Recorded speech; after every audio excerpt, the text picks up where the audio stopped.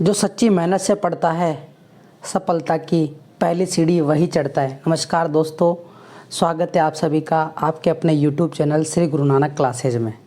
दोस्तों, आज मैं आपके लिए लेकर आया हूँ भौतिकी में और गणित के जो महत्वपूर्ण सूत्र हैं जिससे पढ़कर आप अपनी इस जो खतरनाक सब्जेक्ट है इसको बहुत आसान तरीके से आप इसको पढ़ सकोगे, क्योंकि हर किसी सब्जेक्ट का एक फंडामेंटल होता है। अगर आपको वो फंडामेंटल आता है यानी उसकी बेसिक चीज़ें आती है तो आपके लिए वो सब्जेक्ट बहुत आसान हो जाती है।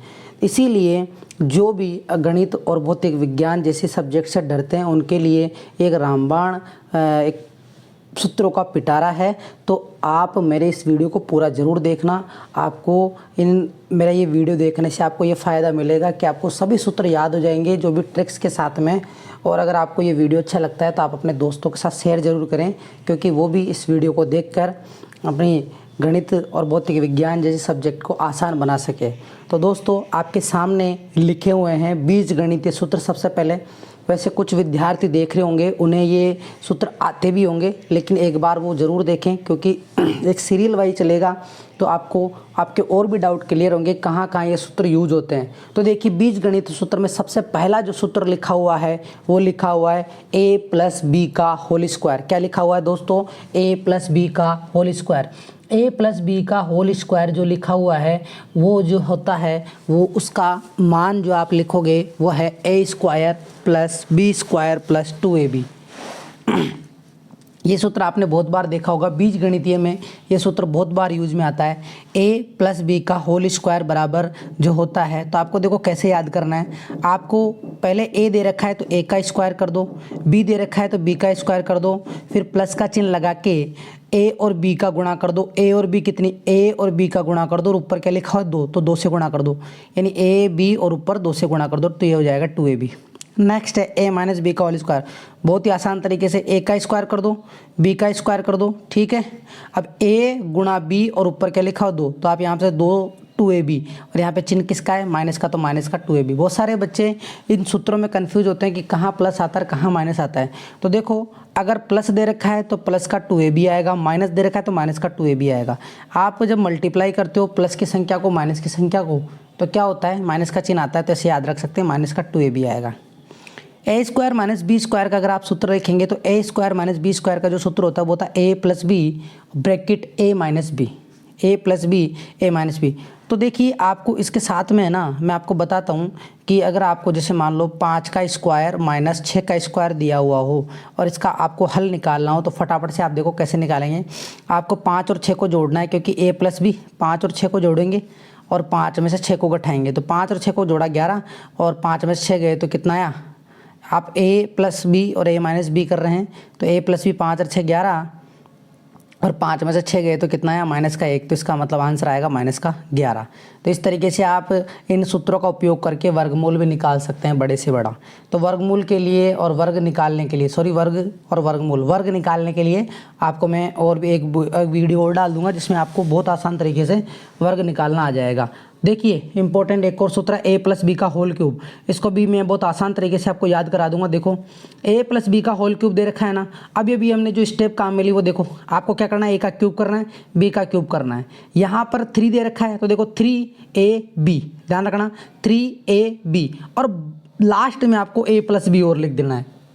तो ये सूत्र बन गया आपका a + b का होल क्यूब। क्या करेंगे? देखो a + b का होल क्यूब दे रखा है, a का क्यूब करेंगे, b का क्यूब करेंगे, फिर प्लस का चिन्ह 3ab और इस a + b को इसके साथ गुणा में लिख देंगे। a - b का होल क्यूब कैसे करेंगे? देखो, a का क्यूब - b का क्यूब, और देखो माइनस आ रहा नहीं यहाँ पे, तो आपको देखो क्यूब दे रखा है ना, क्योंकि क्यूब जब भी देते हैं यानी घात 3 होता है तो माइनस का चिन्ह आएगा, पूरे में माइनस का चिन्ह आएगा। क्योंकि अगर हम किसी भी माइनस की संख्या का 3 बार अगर 3 की घात लगाते हैं तो माइनस का चिन्ह आता है। तो आप इस तरीके से याद कर लेना, a - b के होल क्यूब के सूत्र में माइनस के चिन्ह आने वाले। देखो माइनस माइनस माइनस, कहीं पे भी प्लस नहीं है, तो आपको क्या करना है? आपको इसका क्यूब कर देना, a का क्यूब, b का क्यूब, ठीक है, -3ab और इस a - b को उठा के यहाँ पे रख देना। इस तरीके से आपको बीजगणित के पांचों सूत्र याद हो गए। a + b का होल स्क्वायर, a - b का whole square, a² - b², a + b का होल क्यूब, a - b का होल क्यूब। ये इस तरीके से आप इस सूत्रों को याद करके अपनी गणित के जो भी बीजगणित आती है उसमें आप कहीं पे, क्योंकि हर हर प्रश्नावली में ये उपयोग में आता है, तो आपको ये आना जरूरी है। चलिए नेक्स्ट है द्विघात समीकरण का हल। देखो द्विघात समीकरण का हल कैसे निकालेंगे। द्विघात पहले समझो, द्विघात का मतलब है ऐसा समीकरण जिसमें दो घात तो दी हुई हो। तो आप देख रहे होंगे ये समीकरण जो लिखा हुआ है इसमें देखो दो घात दी हुई है, a x square plus b x plus c बराबर 0 है। यानी ये कोई समीकरण दिया हुआ है, ए यहाँ पर कॉन्स्टेंट है, बी यहाँ पर कॉन्स्टेंट है, सी भी यहाँ पर क्या है कॉन्स्टेंट है। यानी कोई सी भी राशि गुणा हो सकती है। यानी 2x square plus 3x plus 4 बराबर 0। अगर आपसे यहाँ से x का मान पूछे कि x का मान क्या होगा, तो ये जो x का मान आप निकालेंगे ये श्रीधर आचार्य विधि से निकाला जाएगा। किससे निकाला जाएगा? श्रीधर आचार्य विधि का ये सूत्र होता है। और श्रीधर आचार्य विधि का जो सूत्र होता है वो होता है x बराबर माइनस का b। क्या करना है आपको, यहाँ x का गुणांक जो है आपको पहले तो गुणांक पता करना है। एक्स स्क्वायर का गुणांक a है, x का गुणांक b है और ये कांस्टेंट c है। तो सूत्र में क्या करना है, माइनस का b रटना पड़ेगा आपको। ये सूत्र माइनस का b plus minus under root B square minus 4ac बटा 2 है। यहाँ से आप इस सीधा डायरेक्ट x का मान निकाल सकते हो। आपको कांस्टेंट पता होना चाहिए, इनमें मान रखेंगे आपको x का मान पता चल जाएगा। x बराबर माइनस का b plus minus under root B square minus 4ac बटा 2a होता है। तो आपको समझ में आ गया होगा। इसके बाद हम पढ़ने वाले हैं द्विपद प्रमेय। द्विपद प्रमेय का सूत्र कहाँ यूज में लेंगे। तो देखिए द्विपद प्रमेय में देखना दो पद दे रखे हैं यहाँ पे एक और यहाँ पे x, इसके ऊपर घात लगी हुई है n, यानी 1 प्लस x की घात n लिखा हुआ हो। तो आप इसका हल कैसे करेंगे? इसका हल करने का आसान तरीका है, n 1 प्लस x की घात n दे रखा है तो आपको 1 लिखना है प्लस n x बटा 1 का factorial plus n minus 1 x square बटा 2 का फैक्टोरियल प्लस n माइनस 1 और फिर आपको देखो यहाँ पर n माइनस 1 आया था, यहाँ पर n माइनस 2 से और गुणा करना है और यहाँ पे घात बढ़ा देनी है, x की घात 3 और 3 का फैक्टोरियल।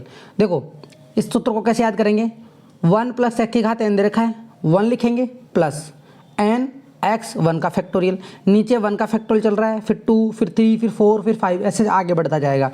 यहाँ पे देखो n x दे रखा है, यहाँ पर n और फिर n में से 1 घटा दिया, यहाँ पर ये तो ऐसे कैसे आएगा, फिर n माइनस 2 घटा दिया। नेक्स्ट जाएंगे तो नेक्स्ट में क्या आएगा, ये तो पूरा ऐसे कैसे आएगा, ये तो पूरा ऐसे कैसे आएगा, फिर n माइनस 3 और आएगा और घात देखिए यहाँ पर 1 घात, यहाँ पर 2 घात, यहाँ पर 3 घात, आगे जाएगा 4 घात और फैक्टोरियल भी बढ़ता जाएगा। इस तरीके से आप द्विपद प्रमेय याद कर सकते हो। ये हो गई द्विपद प्रमेय। अब आते हैं हम ज्यामितियों के सूत्रों पर। ज्यामिति के सूत्र देखिए, पहला है वृत्त। वृत्त आकृति कैसी होती है, वृत्त आकृति आप जानते होंगे ये सर्किल ऐसा होता है, ये वृत्त है और मान लेते हैं ये किसी r त्रिज्या का वृत्त है। कितनी r त्रिज्या का वृत्त है। तो वृत्त की परिधि एक तरीके की उसकी लंबाई होती है। जैसे कि किसी गोले पे कोई धावक भागता है तो वृत्त की परिधि पर भागता है, वो वृत्त की परिधि पर भागता है। और जो साइकिल का पहिया होता है, साइकिल का पहिया, तो वो जो साइकिल का पहिया एक चक्कर में जो दूरी तय करता है वो वृत्त की परिधि होती है। तो वृत्त की परिधि 2πr होती है। वृत्त की परिधि का सूत्र क्या होता है, 2πr होता है। वृत्त का क्षेत्रफल का सूत्र होता है πr स्क्वायर। कितना होता है, πr स्क्वायर। ठीक है, और ये तो हो गए दोनों वृत्त की परिधि और वृत्त का क्षेत्रफल। ध्यान रखना वृत्त की परिधि का जो मात्रक होता है वो मीटर में आता है या सेंटीमीटर में आता है, क्योंकि ये लंबाई होती है, और क्षेत्रफल का मात्रक मीटर स्क्वायर में आता है। नेक्स्ट है वर्ग। तो वर्ग का परिमाप कितना होता है, वर्ग का परिमाप जो होता है वो 4 गुना भुजा होता है। वर्ग ऐसा है। परिमाप भी एक तरीके की क्या है, यहाँ पे लेंथ है, क्योंकि पूरी यानी यहाँ से लेकर यहाँ तक का चक्कर लगाया, यहाँ पहुँच गया, इसको बोलते हैं वर्ग का परिमाप।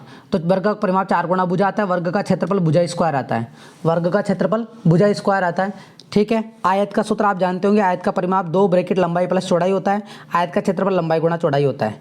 त्रिभुज का क्षेत्रफल क्या होता है, देखिए त्रिभुज का क्षेत्रफल 1/2 गुणा आधार गुणा ऊंचाई होता है। घन का पृष्ठीय क्षेत्रफल, घन क्या होता है, देखो घन जो होता है, जैसे एक मान लीजिए एक चौक का डब्बा जो आता है वो घन है। चौक का डब्बा क्योंकि उसके 6 फलक जो होते हैं वो एक वर्ग आकृति के होते हैं, क्योंकि उसमें 6 के 6 फलक क्या होते हैं, वर्ग होते हैं। तो घन का पृष्ठीय क्षेत्रफल निकालेंगे तो पृष्ठीय क्षेत्रफल में देखो ये तो है वर्ग का क्षेत्रफल भुजा स्क्वायर होता है, और उसमें कितने फलक होते हैं, 6 फलक होते हैं, तो 6 गुणा भुजा स्क्वायर कर देंगे। आयतन क्या आता है, क्योंकि घन में 3 भुजाएं आती है, तो भुजा का क्यूब हो जाएगा। घनाव जो होता है एक तरीके से आप मान लीजिए कोई बक्सा जो होता है ना, बक्सा हमारे घरों में जो बक्सा होता है, बक्से की आकृति देख लो, इसमें भी 6 फलक होते हैं, लेकिन इसके जो फलक होते हैं वो आयताकार होते हैं। तो आयताकार होते हैं तो अपन यहाँ पे देखिए पृष्ठीय क्षेत्रफल का सूत्र लिखेंगे, तो आयत का परिमाप का जो सूत्र होता है उसी रूप में उपयोग करना है। तो 6 फलक हो गए, 6 फलक आमने सामने के फलक जो होते हैं, जैसे कि अगर आप घनाव बनाओगे, ये मान लीजिए ये घनाव बनाया आपने, तो ये सामने का और इधर का फलक, तो इसकी लंबाई चौड़ाई बराबर बराबर है, इधर की बराबर बराबर है और इधर आगे पीछे की भी बराबर बराबर है। तो हम क्या करते हैं, तीन फलकों का सूत्र लिख लेते हैं परिमाप का और उसको 2 से गुणा कर देते हैं, तो हम पृष्ठीय क्षेत्रफल का मान निकाल सकते हैं। तो देखिए लंबाई गुणा चौड़ाई प्लस चौड़ाई गुणा ऊंचाई प्लस ऊंचाई गुणा लंबाई, और इसको 2 से गुणा कर देंगे क्योंकि इसके 6 फलक हैं, तो तीनों का सूत्र लिख दिया और 2 से गुणा कर दिया, तो पृष्ठीय क्षेत्रफल का सूत्र आ गया। आयतन का सूत्र होता है लंबाई गुणा चौड़ाई गुणा ऊंचाई, क्योंकि इसमें क्या है 3 भुजाएं हैं, एक तो आएगी लंबाई, ये लंबाई हो गई और ये चौड़ाई हो गई, ये ऊंचाई हो गई, तो लंबाई गुणा चौड़ाई गुणा ऊंचाई, ये घनाभ का आयतन हो गया। ठीक है, आपको यहाँ तक समझ में आया होगा। इससे आगे का वीडियो में इसके बाद डालूंगा, तो आप एक बार इसको पूरा ज़रूर देखें। इसमें कुछ सूत्र ऐसे हैं जो आपको बहुत आसान लग रहे होंगे, लेकिन एक बार आप इसको देखना, क्योंकि अब सीरीज चालू हुई है तो आगे के इम्पोर्टेंट जो फॉर्मूलाज आने वाले हैं वो आपके लिए बहुत कामगर साबित होंगे। तो आप मेरा नेक्स्ट वीडियो भी ज़रूर देखें। अगर आपको ये वीडियो अच्छा लगा है तो इसको लाइक ज़रूर करें और अपने दोस्तों के साथ शेयर करें। Thank you.